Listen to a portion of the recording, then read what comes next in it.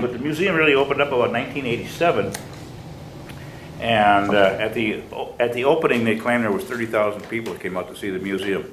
Now, right now, we are down to one bay of this 4-unit hangar, and so everything, all these storage units out here are all full of museum stuff. But because of the security issues and the need for maintenance facilities for what's going on in Afghanistan and Iran, and Iraq, that they need this stuff to work on equipment. So we're down to one bay now, and our goal is to move off the base to another location, which is at the other end of the base, but still adjacent to the military base. The airplanes that we have are owned by the Air Force, and so we can't take them too far away because they have to be maintained by the Air Force. So we're in a real incredible situation where we have access to the land, and it's adjacent to the Air Guard base, and so we're in a perfect location to make this thing move forward.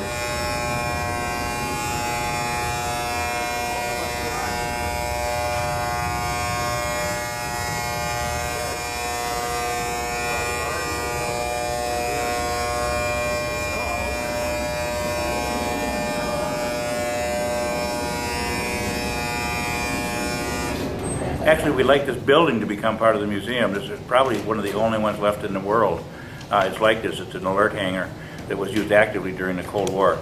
And it was from here that they flew up to the Canadian border, or wherever they were called. Of course, the problem was that they came over from the North Pole and come down into the United States. That the northern tier would be covered all across the country from buildings like this. And so this is one of the only ones that's really left. This is the M61A cannon. This is currently being used in all the fighters today. This is 20 millimeter. These are 20 millimeter rounds. This cannon, it's a Gatling gun, will shoot 6,000 of these a minute. Can you believe that? That will plow your farm for you. This is a machine gun out of a World War I airplane, a German airplane. It's called a Spandau. It shoots bullets like this. And this one, 50 caliber, shoots around like this. So this is, I call it the link trainer from hell.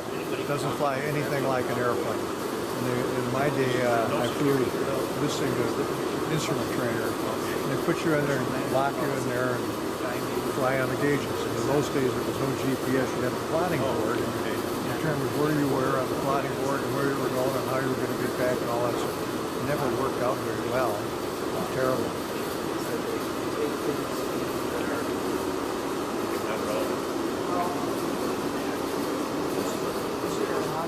And this thing will start. This was built in 1911. 09. 09 by The plane is 11. a company in France called Nome, G-N-O-M-E. And it runs on gasoline and Castor oil or castor oil. But it starts on the first float. It's amazing. Little step in there.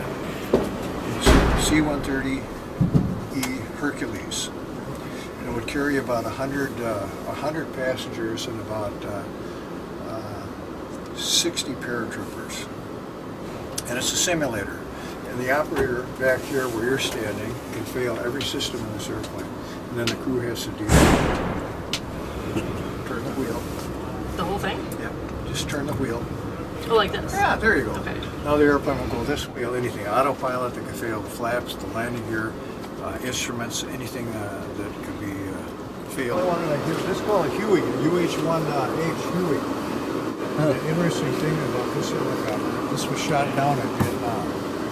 Very special helicopter, 4 people killed on it. And, it means a lot to us. First thing they did in Vietnam was to take the seats out of it and take the doors off. They put it into a hot landing zone, LZ, and they didn't want to be strapped in the seats when the bad guys were shooting at you.